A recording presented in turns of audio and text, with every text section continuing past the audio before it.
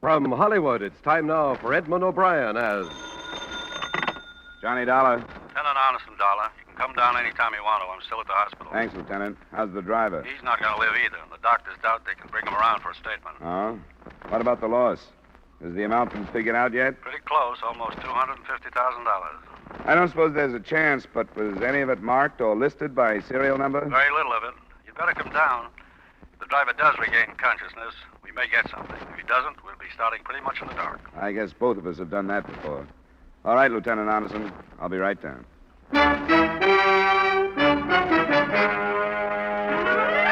Edmund O'Brien in another adventure of the man with the action-packed expense account, America's fabulous freelance insurance investigator. Yours truly, Johnny Dollar.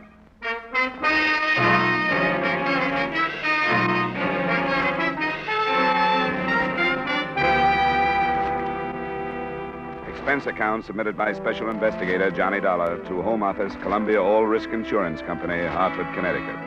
The following is an accounting of expenditures during my investigation of the month-end raid matter.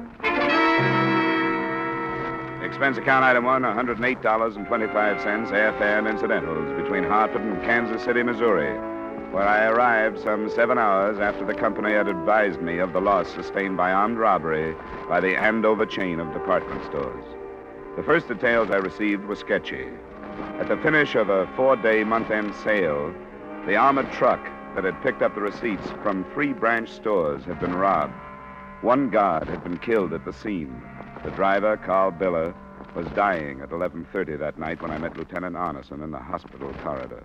Dr. Surrey, report. I'm afraid I talked you into a wasted trip down here. Just saw the doc again. They're giving Biller less than an hour to live now. His wife just went into the room. Never came back at all, huh? No, I've been with him most of the time and had a man there when I wasn't. What did you expect him to give you, Lieutenant? I'm not sure. According to witnesses, he and the guard were shot down by one of the men in cold blood. Not because they resisted the killers. Why? To eliminate them, maybe. Why? Because the victims knew the killer, maybe, in spite of the masks they were wearing. That's what I hoped he'd tell me. That's the point. How about these witnesses? They any good? Good as most. The picture seems to have been 2 cars, both sedans. One of them was in the passenger loading zone when the armored truck arrived and parked in front of it. These men knew when and where, then. They sure did. They knew the truck had picked up the receipts at the Andover stores across in Kansas City, Kansas, and Independence, and the 1 car was waiting for them at the store here. The other car double parked when the money came out. The men were shot down, and the truck was empty before anybody turned in an alarm. How about license numbers? Both on the stolen car list. You can work any way you want to, Dollar. I won't get in your road. Thanks, Lieutenant. We're both aiming for the same thing, and I'm going to have my hands full. Robbery detail tells me their informers have hinted that a gang has been forming here in town for the last month or 2. I guess they were right. We're pulling in everybody we can. Maybe we can get some talk out of some of them.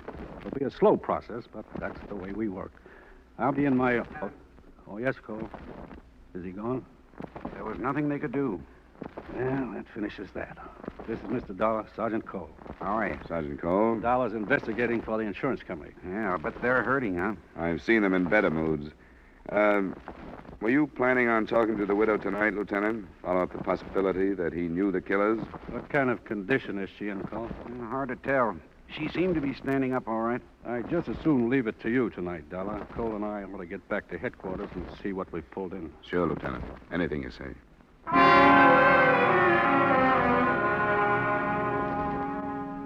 A short time later, a white-sheeted figure was rolled out of the Biller room, followed in a couple of minutes by Mrs. Biller, a plain, lumpy woman in her 40s. In silence, she followed me into an empty waiting room a few yards down the corridor. I want to go home. I've been here all day and I'm tired. I can certainly understand that, Mrs. Biller, and I won't keep you long. This may seem like a strange question under the circumstances, but do you think there could have been anything personal connected with your husband's death? Personal? We're looking for a valid reason for Mr. Biller and the other men being shot down the way they were. What are you talking about? Why wouldn't he get shot? It didn't surprise me. He was always with a lot of money, and I told him he'd get shot someday. There was no apparent reason, Mrs. Biller. They weren't given time to try to protect the money. They didn't draw their guns. Private guards work under orders to surrender as a rule, but they weren't given a chance. They were met on the sidewalk and killed without a word. I haven't been thinking about anything like that all day long. He'd been wondering what would happen if he died. Now he has. And here I am with the house still not paid for and no money. I just have to face it. He's dead, and that's all there is to it. You'd want to help us find the man who killed him if you could, wouldn't you? How could I help you do that? He and the other man could have been killed because they knew the man who killed them. How could anything like that be? Why should Carl know anybody like that? We don't know that he did. We only wonder. And I read the papers. How could he know anybody when they were all wearing masks? That could mean that he knew them very well. Well enough to recognize them in spite of the masks. Don't you see what I mean, Mrs. Biller? I can't think. You couldn't expect me to think after a day like this has been. I don't know what to say. I'm all mixed up now. I understand, Mrs. Biller. I won't bother you any more tonight.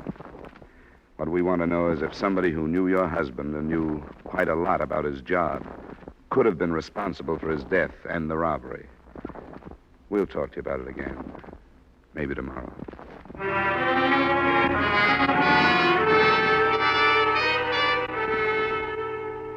Lieutenant Arneson thought enough of the interview and the widow's reaction to assign a couple of men to keep her covered. The police spent most of that night pulling in known and suspected criminals and grilling them without any definite success. The next morning, I was in the lieutenant's office while he was waiting for one of his informers to be brought in. Nothing on the missing cars yet, Dollar, but I'm dead certain they haven't got out of town. We had it sewed up in a hurry. I put another man on the Biller angle, too, looking into his habits and friends, but staying away from his wife. We'll save her for you. Thanks a lot. I thought you'd like her. Here's the count, Lieutenant. Yeah, come on in, Emil. This is Emil Ordorf, sometimes called the Count. Sit down, Emil. Emil and I have known one another for a long time, haven't we, Emil? I owe the lieutenant a deep debt of gratitude. We get along. Emil, this man's working for the insurance company that covered the missing money. You can trust him. If you say so, what else? What's going on in town, Emil? What does the crowd say about this heist? They don't say very little. They don't like this. These are foreigners who do this. From where? Chicago. The crowd don't like this. Doesn't look like a foreign job to me. They knew just where that armored truck would be and were waiting for it. How would outsiders get information like that? Who are these foreigners and where are they? Where they are, I don't know. Who? I hear only some names that are nothing. One is Pinky. One other is Ross. First name or last? Only Ross. Other is Shorty. Other is the Mick. Who their other names are, nobody knows. He's not much, Lieutenant, but I am only a man. Anything more, Johnny? Yeah. Do you know if they're still here in Kansas City? How do I know that? So I, from the crowd, am the only one who knows where they are? Then I am shot, too?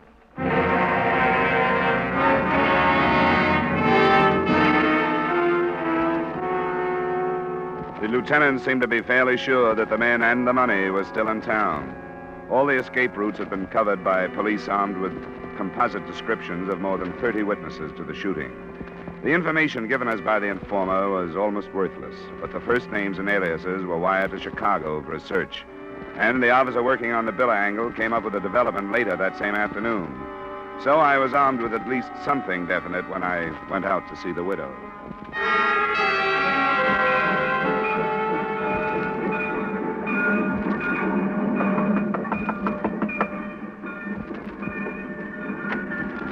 Hello, Mrs. Biller. Hello. Hope you're feeling better today. Some ways I do, some ways I don't. You can come in. Thank you. Mrs. Biller, I learned some things this afternoon that I hope you've been thinking about. What? Your husband and this woman named Betty Clare. I was going to tell you. What do you know about her? She's married to a man who just got out of prison. I was going to tell you. I knew she'd get him into trouble sooner or later. I did all I could to get him away from her. Even wrote a letter to the bonding company that she was nobody to be hanging around somebody with Carl's word. He saw her after her husband was paroled? Oh, not so much, I guess. But the husband was away sometimes. I don't know. Guess Carl went to see her some then. You must have thought of her when I talked to you last night. I did. There's no use lying. Why didn't you mention her? I don't know. Maybe I was ashamed of having a husband some other woman could keep a hold on until she got him killed.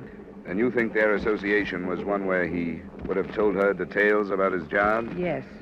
Now you'll admit that you think she had something to do with the robbery. Yes? Because Carl didn't come home night before last. I don't know where he was. But he came here in the morning to change into his uniform, then he left. That was the morning he was killed. Did you ask him where he'd been? No. I got over doing that quite a while ago. Has she been arrested? Not yet. Lieutenant Arneson is waiting for me. We wanted to get what you had to say before we talked to her. Do you have anything more? No. Except I hope she gets hurt as much as she's made me get hurt.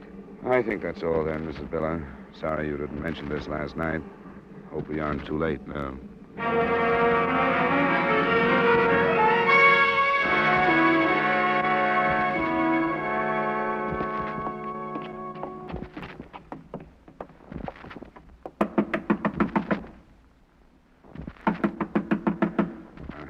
There's nobody here.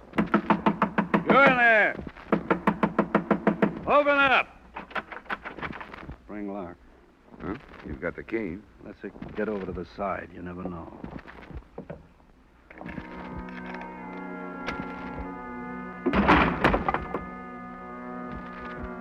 I guess we're safe.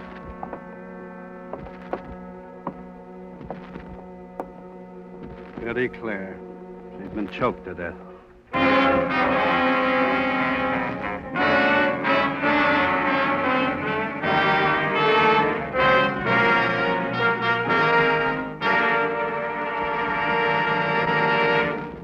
We will return you to the second act of yours truly, Johnny Dollar, in just a moment. There's lots of good folding money and an hour of merriment and music on hand again tonight when CBS presents Sing It Again. The Phantom Voice brings an extra tingle of excitement and pays off handsomely when Jan Murray uses that coast-to-coast phone. Here's Sing It Again on CBS tonight. Now, with our star, Edmund O'Brien, we return you to the second act of yours truly, Johnny Dollar.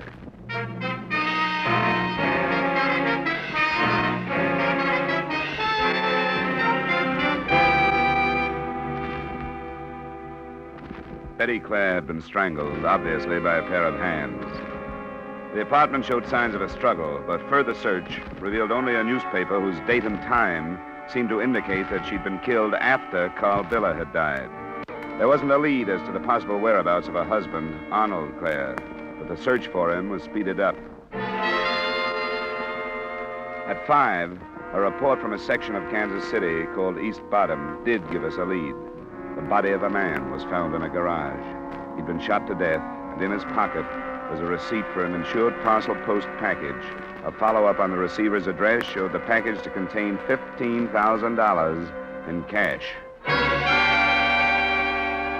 Later, the informer, Emil Ordoff, followed the lieutenant and me in to view the body.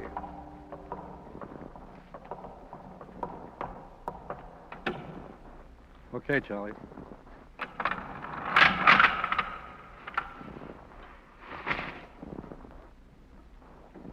You know this man, Emil? How could I be sure? He's one of the crowd. I know who he is. Do you? His name is Norwood? You know it is. Yes, I know. They'll know it. The record of narcotics possession, suspicion of burglary, 60 days last year, and vagrancy and carrying a concealed weapon. Yes, Earl Norwood. The lieutenant tells me he's not from Chicago, Emil, that he's a local boy. Yes. You still say the Andover job was pulled by Chicago men? This is what I think, what the talk is. I also told Dollar that I never could really trust you, Emil. There was always a chance somebody might buy you into bringing me false information. Oh, no. Couldn't somebody who just made a $200,000 haul buy you into it, Emil? Oh, no. Money's not going to do you any good if I find out you aren't leveling with me. I got about 4 charges I can bring against you. They send you up for quite a while. I owe you deep gratitude. I tried to find out more, so you let me go now. I'll give you the rest of the evening up to 10:30, Emil. One thing you don't have to find out. Norwood here sent $15,000 out of the city by mail. There's only one reason he'd do that. He was mixed up with the Andover job. Now get going. I'll pick you up later.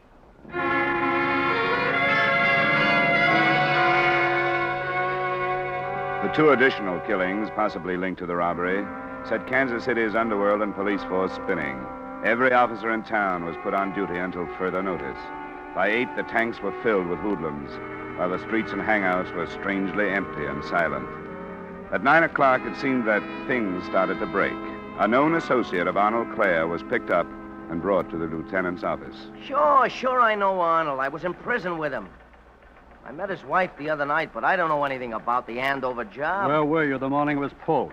Listen, I got alibis to prove I wasn't mixed up in nothing. What about Arnold Clare? As far as I know, he was going straight. That's what he told me, anyway. We've got Clare linked up pretty close. We know his wife was running around with the driver of that armored truck. That would give Clare access to the information he'd need. Well, I can't help what his wife was up to. He told me he was going straight. Said he was looking for a job. When did he say that? Last time I saw him, the other night when I met his wife. Tuesday it was. Tuesday night? Yeah. Robbery came off Wednesday morning. And you were with Clare and his wife Tuesday night. That's right. I tell you, I don't think he had nothing to do with it. How late were you with him? Oh, must have been 1:30, 2 in the morning. And Betty Clare was there all the time? That's right. Doesn't jive with Mrs. Biller's story, Lieutenant. Look, I'm telling the truth. I got no reason to lie. How about proof? Was anyone else there? Yeah, somebody else was there.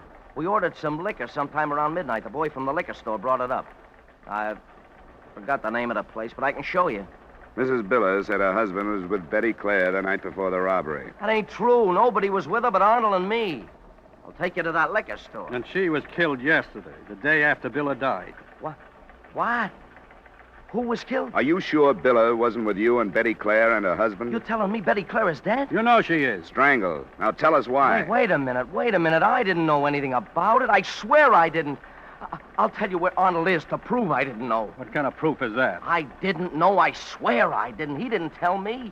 He said there was too much heat on from the Andover job. And he didn't have an alibi for the whole morning. He said he wanted to stay out of sight for a while. Sure. Make himself look innocent, I suppose. I don't care what you think. That's what he told me, and that's all. But if his wife has been killed, I don't want to have nothing more to do with him. That's a real double cross to get me mixed up in anything like that. I'm through with him. Where is he? There's a shack out by the edge of town near the river. I've been taking food to him. Let's get started. Lieutenant means you, Stone. Now, look, you ain't gonna make me go with you. Ain't it enough I tell you where he is? You're the first real live hunk of progress we've had. We want to hang on to you. Come on. He'll kill me if he gets a chance. We'll try and see that he doesn't get one. Lieutenant, Yes, Cole. bad news. They caught up with Emil Ordoff. He's dead? Yeah, the report just came in. Well, that's too bad. He's a good, honest steward, and I'm going to miss him. Is it better stop, don't you think? The town is really hot. I can't remember it ever being this hot.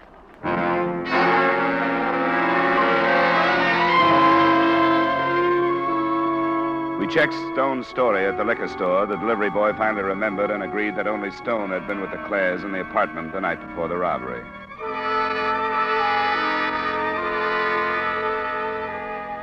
"20 minutes later, with headlights out, our car pulled up on a dirt road. The shack Stone pointed out was screened by a stand of willows on the riverbank. One small window showed some light from inside. Wait a minute. I ain't going in there. You can't make me. Come on. He'll kill me. No, he won't, Stone. Let's go. I tell you, he'll kill me. It's my case. I'll take it.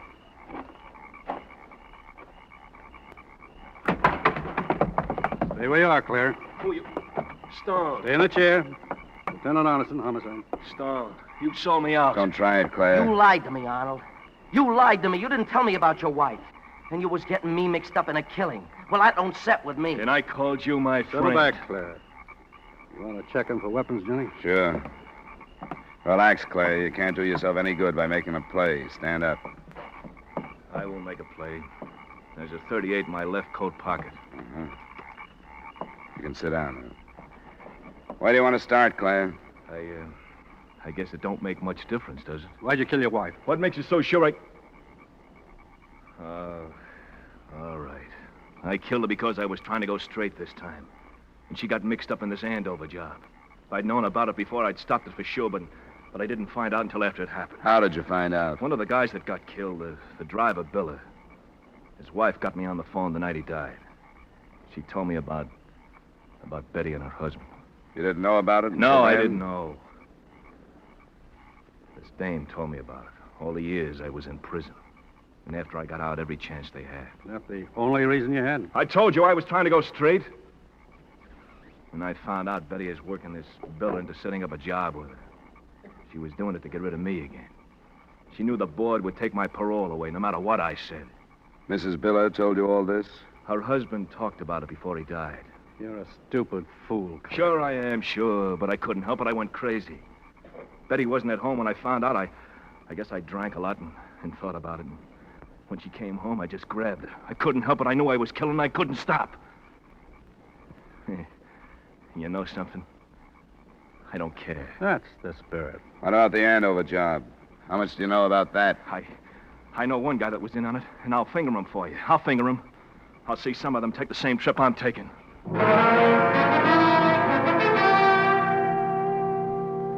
From the break Stone gave us, the case snowballed. The man Claire took us to led us to another, and he to another. It went that way until 4:30, when all that remained were the men from Chicago we'd heard of earlier. They were holed up in a house together, and one of them, Ross Degnan, had been the killer during the job. He'd killed for no reason, except that he'd been under the influence of narcotics. Dawn was just beginning to break when the stakeout was drawn around the house. Got to move faster than I wanted to. One of the men who got here before we did says he heard a phone ringing in the house. They've been tipped, then. Probably. Sergeant Cole? Ready to go, Lieutenant? I think so. You cover me with a Thompson from the driveway, near the porch there. Yeah. You aren't forgetting those sawed-off shotguns, are you? You're not going to get within range. Not me. We'll try to call them out from the street. Oh, wait. Car starting. Where is it? The garage. They've got into the garage. The garage! You men in the back! Cover the garage! Watch it. Here they come. Thompson, Cole, use it! Get the driver!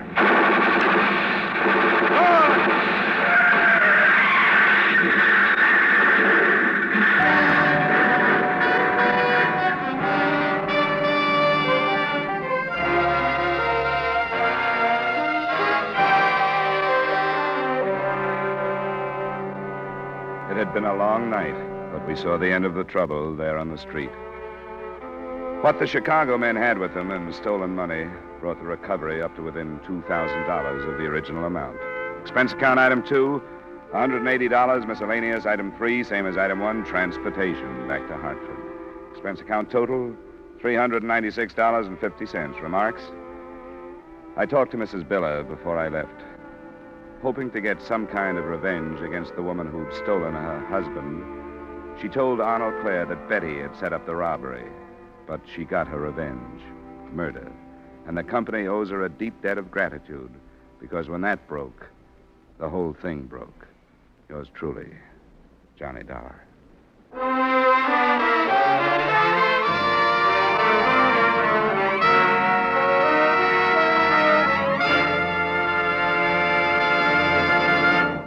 Yours truly, Johnny Dollar, stars Edmund O'Brien in the title role and is written by Gil Dodd with music by Wilbur Hatch. Edmund O'Brien's latest picture is a Paramount Pictures production, The Redhead and the Cowboy. Featured in tonight's cast were Herb Butterfield, Joe Duvall, Virginia Gregg, Edgar Barrier, Sidney Miller, and Peter Leeds. Yours truly, Johnny Dollar, is produced and directed by Jaime Del Valle. This is Dick Cutting inviting you to join us next week at this time when Edmund O'Brien returns as Yours truly, Johnny Dollar.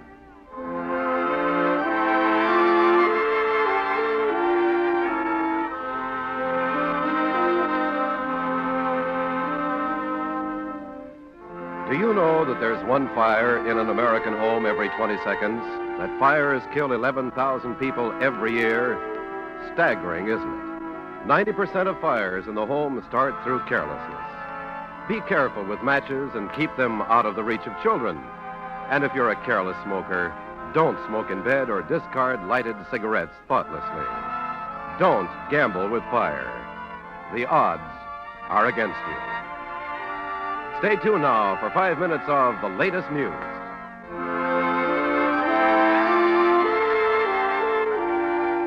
This is CBS, where our Miss Brooks holds classes every Sunday night, the Columbia Broadcasting System.